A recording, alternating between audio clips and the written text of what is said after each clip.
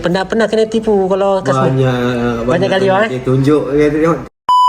Okay, geng, kita hari ni ada customer dia nak daftar QR Pebis Soundbox.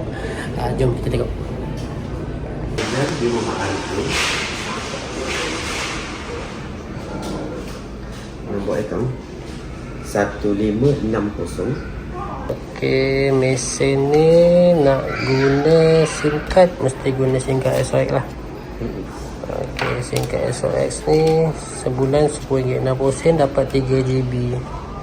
So sesuai lah nak guna untuk mesin soundbox ni, tak berat sangat. Okay, mana yang nak dapatkan soundbox ni boleh roger. Mana yang satu ni? Ni. Okay, yang mana tekan lama? Tekan lama.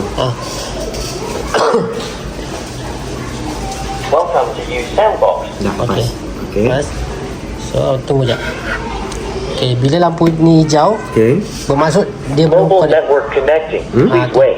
Dia mobile network Mobile connect. network connecting. Please Tak boleh wait. nak- Belum lagi. Mana kalau lampu dia biru macam ni, bermaksud dia dah connect dengan internet. Okay. Oh, biru memang Connect with internet lah. server succeed. Okay, connect services. Dengan telefon dah connect ke belum? Dah. Dah. Okay, dah. Cuba abang buka abang punya apps tadi, QR Pebis tu. Okay, habis tadi. Okay. Okay, saya scan sini. Try scan 1 sen. Okay, pay. Terima 1 sen. Mesin dah bunyi . Kat sini pun bunyi juga. Sini bunyi, mesin pun bunyi. Oh, dua-dua bunyi. Mana saya duduk jauh pun tak ada masalah.